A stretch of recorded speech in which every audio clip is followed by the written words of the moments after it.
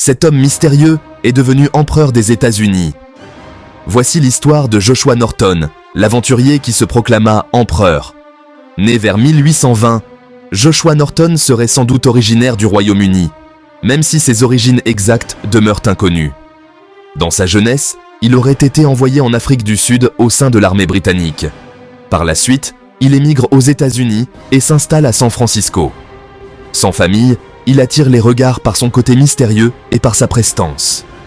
Très apprécié par ses voisins, il crée autour de lui un cercle de partisans qui partagent ses rêves de grandeur. Très intéressé par la politique, il rédige de nombreuses propositions qu'il transmet aux autorités locales de San Francisco.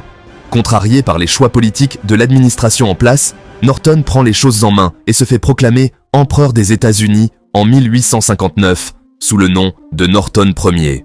Sa proclamation est publiée dans la presse locale, puis diffusée par la presse régionale. Même si dans les faits, le pays demeure un régime républicain, la proclamation de Norton comme empereur suscite un vif intérêt auprès d'une partie de l'opinion. Toujours établi à San Francisco, il est vénéré par ses partisans et traité avec grand respect par les autorités.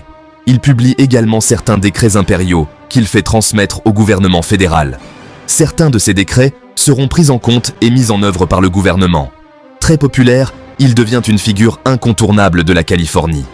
À l'appel de certains partisans d'origine mexicaine, il ajoute à son titre impérial celui de protecteur du Mexique.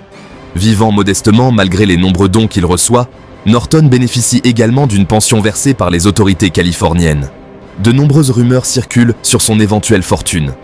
Sa correspondance avec la reine Victoria du Royaume-Uni pose question et alimente les polémiques sur ses origines. Ses liens avec certains bonapartistes français sont aussi avérés, laissant ainsi émerger la rumeur selon laquelle il pourrait être un fils illégitime de l'empereur Napoléon III. La mystère sur ses origines survit à sa mort. Norton s'éteint en 1880 à l'âge d'environ 60 ans à San Francisco. Il reçoit des funérailles dignes de son rang, avec la présence de plus de 30 000 personnes. Norton est inhumé avec les honneurs dans le cimetière des francs-maçons, avec l'inscription de Norton Ier empereur des États-Unis sur sa tombe. Homme obscur et mystérieux, Norton disparaît sans héritier, laissant à jamais planer le doute sur sa réelle identité.